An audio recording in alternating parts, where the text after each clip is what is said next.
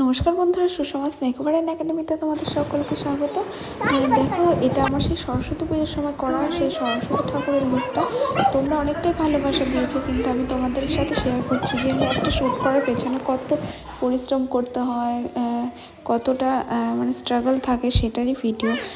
মানে একটা শ্যুট করতে গেলে যে এত কিছু করতে হয়, তারপরেও আমরা যখন একটা ভিডিও পোস্ট করি তখন আমরা সেরকমভাবে রিপ্লাই পাই না, কেউ কমেন্ট করে না, লাইক করে না। জানি না কেন।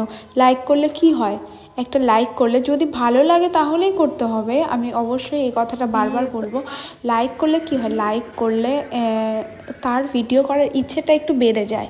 আর হলো তার থেকে বড় কথা, এগুলো যেহেতু আমাদের কাজের ভিডিও, আর এগুলো সৌন্দর্যর ভিডিও, দেখতে ভালো লাগে এরকম।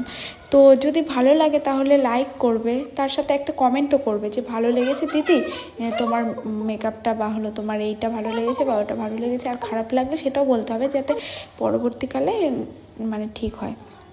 তোমাদের সাথে আমি এটাই বলছি যে হলো এরকম সুন্দর সুন্দর মেকআপ তোমরাও করতে পারবে। যদি মনে করো নিজের পায়ে দাঁড়াতে চাও, তাহলে এটা করে নিজের পায়ে দাঁড়াতে পারবে মেকআপ কেরিয়ার করে।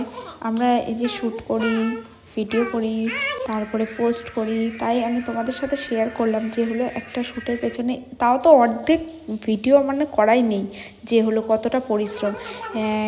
মানে অনেকজন লাগে, অনেক খাটাখাটনি করতে হয়, সারাটা দিন এর পেছনে চলে যায়। তারপরেও যখন আমরা ভিডিও পোস্ট করি সেরকমভাবে সত্যিই আমি কোনো রিপ্লাই পাই না।